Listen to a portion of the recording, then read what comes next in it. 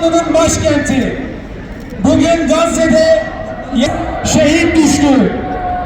Biz burada sıcak ellerimizdeyken Siyonist çete...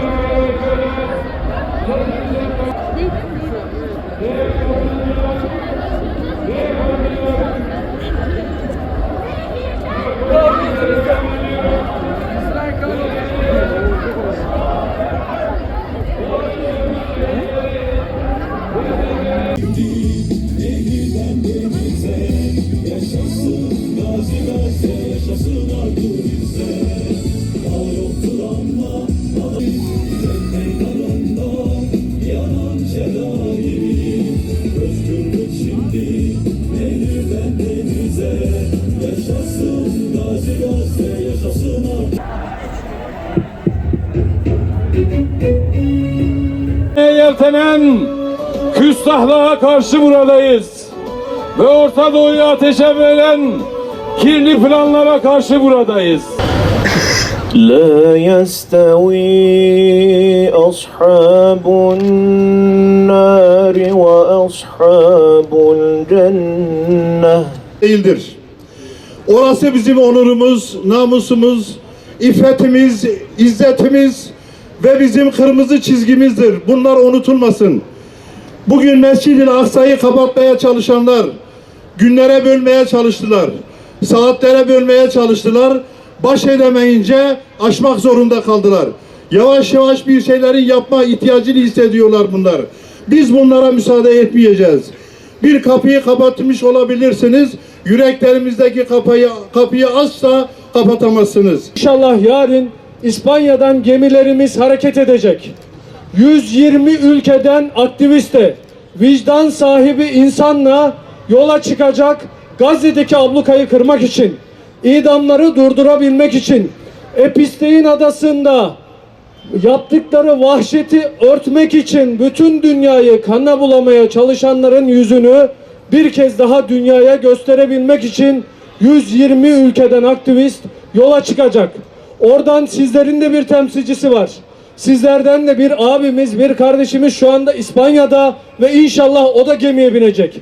Bursa'dan da bir temsilci gitmiş oldu. Elhamdülillah.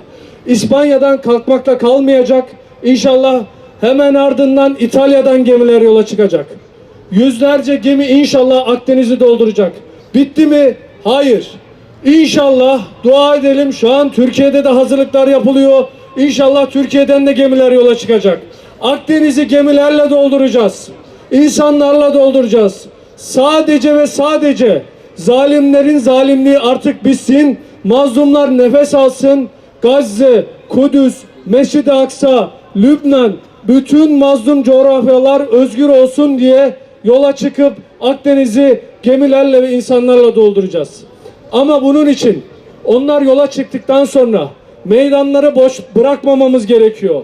hem sosyal medyada hem de bu meydanlarda gerçekleştirmiş olduğumuz eylemlere devam etmemiz gerekiyor.